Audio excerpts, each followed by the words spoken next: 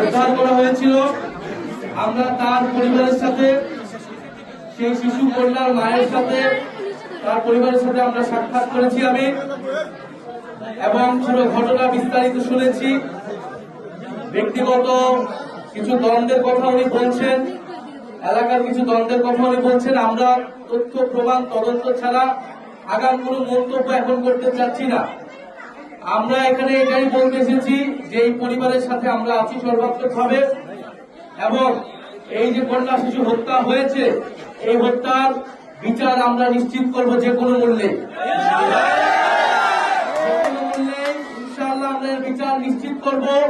এই অভয় এবং এই আস্থা আমরা ওনার মাকে দিয়েছি, কারণ আমরা মনে করি উনি আমাদের এই বোন, উনি আমাদের সাথেই ছিলেন। এবং এই যে তার মেয়েকে এভাবে হত্যা করা হলো, এই হত্যাটা ছিল সম্পূর্ণরূপে পরিকল্পিত। ব্যক্তিগত যেই দ্বন্দ্ব থাকুক বা যেই কারণেই হোক না কেন, এই হত্যাকাণ্ড কোনোভাবেই গ্রহণযোগ্য নয় এবং এটা একটা গর্হিত অপরাধ। যারা এটার সাথে জড়িত ছিল প্রত্যক্ষ এবং পরোক্ষভাবে, তাদের কঠোর থেকে কঠোর শাস্তির আওতায় আনা হবে। এলাকার যত বড় প্রভাবশালী হোক না কেন, বাড়িওয়ালা হোক না কি হোক, সেইটা কোনো বিবেচনা নেওয়া হবে না। পুলিশ প্রশাসন নিরপেক্ষভাবে কাজ করবে এবং এই হত্যাকাণ্ডের বিচার আমরা দ্রুত সময়ের মধ্যে নিশ্চিত করব। আমরা থানার ওসির সাথে যেই দিন ঘটনাটি ঘটেছে 24 ফেব্রুয়ারি, সেদিনই আমরা ওনার সাথে আমি ফোনে কথা বলেছি, থানার ওসির সাথে কথা বলেছি।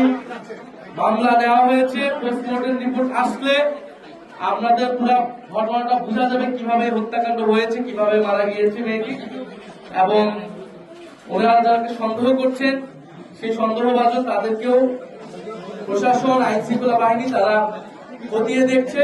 আমরা আশা করি দ্রুত সময়ে, অলরেডি একজন আসামি গ্রেফতার হয়েছে, সন্দেহভাজন একজন। আমরা আশা করব দ্রুত সময়ের মধ্যেই গ্রেফতার হবে এবং এটা ন্যায় বিচার আমরা এই বোর্ডকে সবাই মিলে নিশ্চিত করব। এটা আমাদের ওয়াদা আজকে ওনার কাছে এবং এলাকাবাসীর কাছে।